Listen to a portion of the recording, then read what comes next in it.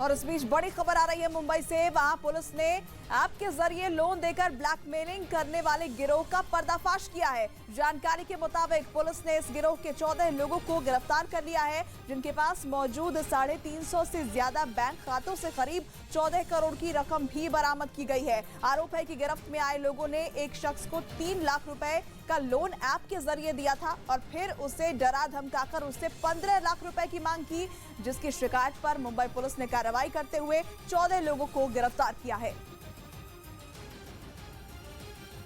खबर है कि चीन अपने लड़ाकू विमानों का उत्पादन बढ़ा रहा है। इसके अलावा उसने इन विमानों को उड़ाने वाले पायलट की ट्रेनिंग का समय भी घटा दिया है, क्योंकि वो चाहता है कि उसके विमान और पायलट जल्द से जल्द जंग के लिए तैयार हो जाएं।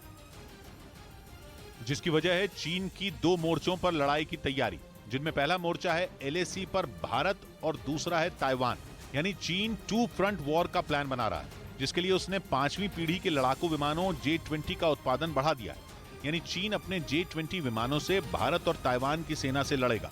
पिछले कुछ दिनों से ये खबर भी आ रही है कि चीन LAC के पास अपने J-20 विमानों से सैन्य अभ्यास कर रहा है। यही नहीं, उसने भारत के राफाल से उन्हें बचाने के लिए एयरबेस पर मजबूत हैंगर भी बनाए हैं। यानी ये पक्का है कि LAC के पास, या यूं कहें कि अपने पहले वॉर फ्रंट पर चालबाज चीन अपने 5वीं पीढ़ी के लड़ाकू विमानों से लड़ेगा और ताइवान के खिलाफ भी उसका कुछ ऐसा ही प्लान है, जिसके लिए उसने अपने लड़ाकू विमानों के उत्पादन में पूरी ताकत झोंक दी है। अमेरिका के रक्षा मंत्रालय की ओर से आई एक रिपोर्ट में दावा किया गया कि चीन की वायुसेना के पास 2800 से ज्यादा विमान हैं, जिनमें 2250 लड़ाकू विमान हैं, जिनमें 800 चौथी पीढ़ी के हैं और अब तो वो 5वीं पीढ़ी के लड़ाकू विमानों को वायुसेना में शामिल कर चुका है। एक रिपोर्ट में दावा किया गया कि चीन की वायुसेना में 100 J-20 विमान हैं, जिनकी संख्या बढ़ाने का प्लान है और इस प्लान को पूरा करने के लिए हर साल करीब 125 5वीं पीढ़ी के लड़ाकू विमान बनाने का प्लान है। यानी 2025 तक चीन की वायुसेना के पास करीब 500 5वीं पीढ़ी के लड़ाकू विमान होंगे, जो स्टेल्थ तकनीक से लैस होते हैं और दुश्मन के इलाके में चुपके से घुस जाने में माहिर हैं, क्योंकि इनकी तकनीक इन्हें दुश्मन के रडार में आने से बचाती है।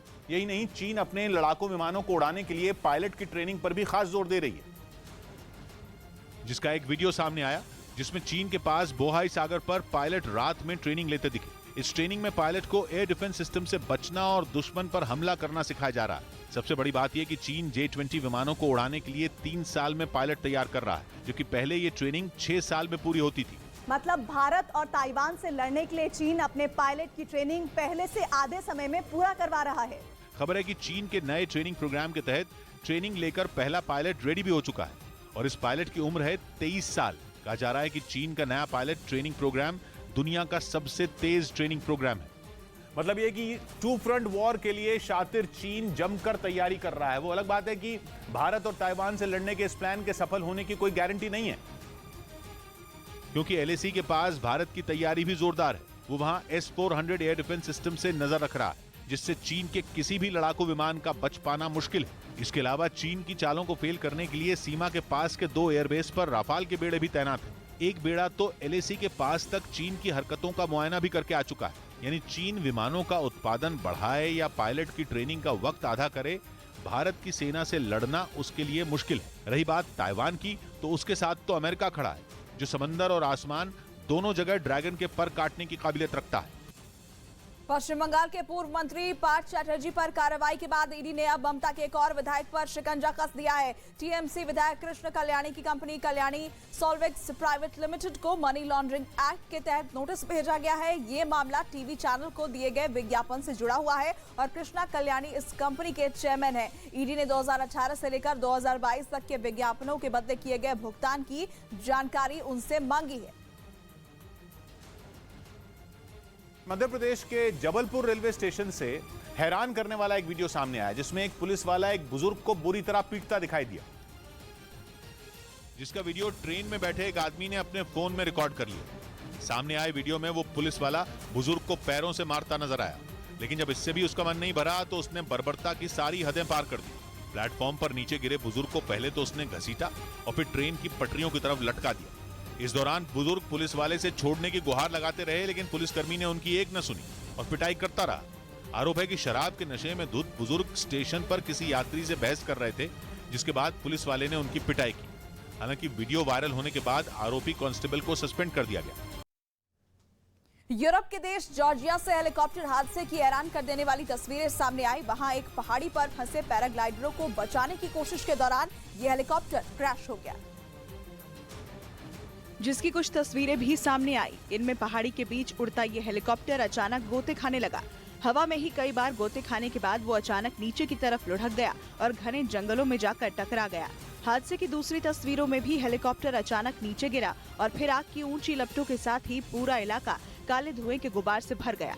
जिसने भी इस हादसे को देखा वो दहशत में आ गया। बताया गया कि हेलीकॉप्टर पर चालक दल के 2 सदस्यों के साथ ही बचाव दल के भी 3 लोग सवार थे, जिनकी तलाश तेज कर दी गई। इधर अधीर रंजन चौधरी ने संसद में हुए हंगामे के बीच राष्ट्रपति को खत लिखकर माफी मांगी।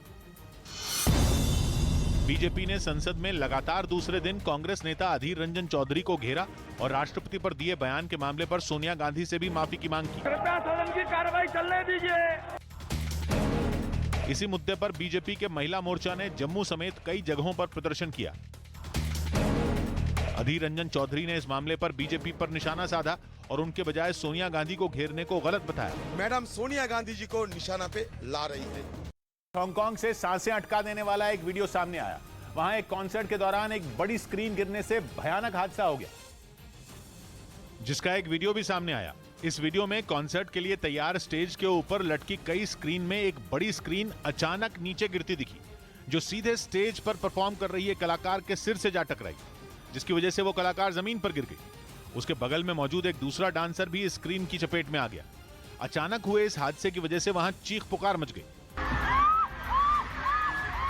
इस बीच स्टेज पर मौजूद दूसरे कलाकार स्क्रीन की चपेट में आए लोगों को बचाने के लिए दौड़ते दिखे।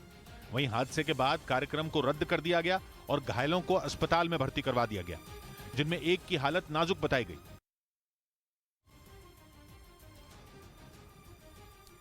उत्तराखंड के रामनगर में भारी बारिश की वजह से उफान पर बरसाती नालों ने लोगों की मुश्किल बढ़ा दी। वहां सड़क पार करने की कोशिश में कई गाड़ियां पानी के बीच फंस गई। के रामनगर में बरसाती नालों ने कई जगहों पर सड़कों पर कब्जा कर लिया, जिसकी वजह से वहां से गुजरने वाले लोगों की मुश्किल बढ़ गई। सड़क पर इतना पानी इकट्ठा हो गया कि सड़क का अंदाजा लगाना मुश्किल हो गया। इस पानी के बीच से निकलने की कोशिश में कई गाड़ियां फंस गई, जिसके बाद जमीन खोदने वाली मशीन की मदद से इन गाड़ियों को निकालने की कोशिश की गई।